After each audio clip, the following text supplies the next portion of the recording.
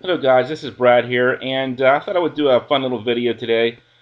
This might come across as sort of like a troll type of video or sort of like a hate video, but it's really not my intention to do that. The reason I thought I would do this video is because you probably know by now that I really do love designer fragrances, and I really hesitate to get too caught up in this whole niche mentality. Like a lot of people in the fragrance community, um, I started my journey way before I really even understood what this whole niche designer thing was all about anyway. And by the time I got to that stage where, the hype and the niche fragrances became pretty mainstream, my journey was pretty much over anyway. But for those that are, just starting out in fragrances, they're going to have to deal with this niche aspect of the fragrance community, you know, constantly and at an early stage in their journey, and it can be kind of damaging, I think.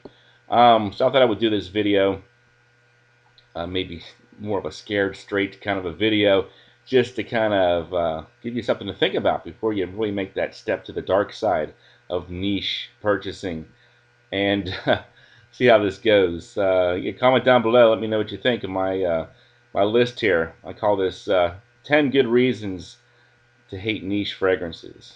Number one, I'm going to say price points. Pretty much every time I look at a niche fragrance, I think to myself, is this really 4 or 5 times better than, four or five similar designer fragrances? Like, whatever you think of, like Creed's Aventus. Great fragrance, but, is it better than like Dolce & Gabbana's The One, plus, Michael by Michael Kors, plus anything, keep going on and on, add 5 or 6 fragrances and you're still probably cheaper than that one niche bottle. Is it worth it? Something to think about. Number two is resale value. You see people buy a $300 bottle of niche, turn around and try to sell it for 240, 250. You're thinking, is that really a fair price? So that kind of makes you mad too. People trying to basically keep the value of a product, like I mentioned before in a previous video.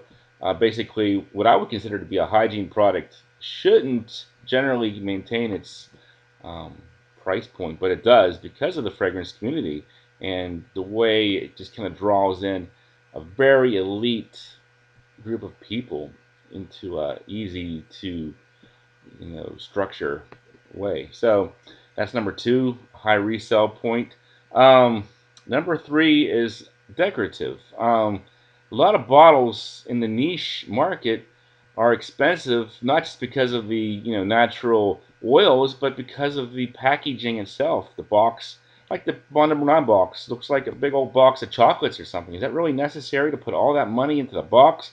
I think you see like gold and etching, and you got bronze. It's got like there's bust heads, things like that. They all add to the value of the fragrance, and not just the juice, but the packaging itself. It just really jacks up the price, and that makes me mad.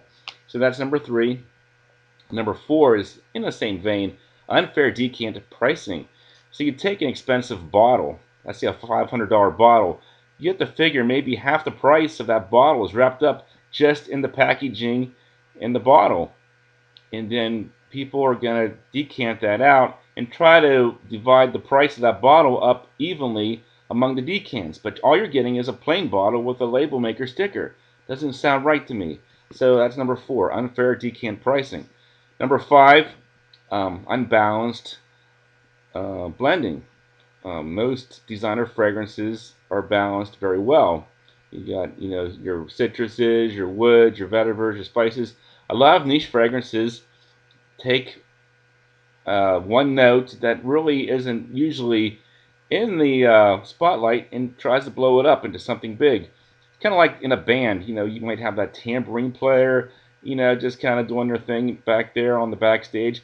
With niche, you're kind of taking the tambourine player, putting them out front with the lead singer, and having them dance around the stage. And, it just doesn't always work out so well, in my opinion. Number six, crappy projection and longevity. And now we know that a lot of niche fragrances do last and project all day long, but at the same time, plenty of them really don't go the distance. We hear complaints about creed fragrances in this regard a lot of times. So that's something not to like so much about niche fragrances. Number 7 is the poker mentality. When I say poker mentality, what I'm saying is that people, on Facebook or on YouTube, they're always trying to outdo the next guy. It used to be, if you had Dior and Chanel, you were doing pretty well for yourself. Then people started saying, well, I got Bond number 9 and Creed. And then people started to say, well, I got Tom Ford Private Blend. And people said, well, I got them Watch. See, it just keeps building and building. Where does it stop? It's enough to drive a guy crazy. So the poker mentality, it kind of goes along with the hype and everything. That's something not to like so much about niche fragrances. Number 8, nobody cares. When I say nobody cares, you're not going to impress too many people that are into fragrances by saying, well, I just bought a $300 bottle of cologne the other day.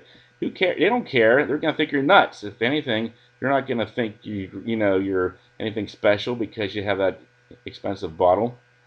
You can post them on Facebook, scent of the day, homage, blah, blah, blah, and 1 or 2 people will say, oh, you smell like a boss today. Great choice. But, you had to go to a Facebook group and get a comment from somebody on the other side of the country just to validate that purchase. It doesn't really make sense to me. So that's number 8.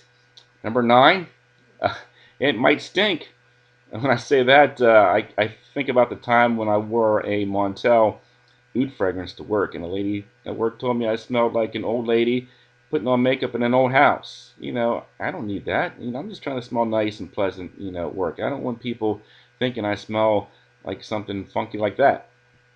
And number 10 is versatility.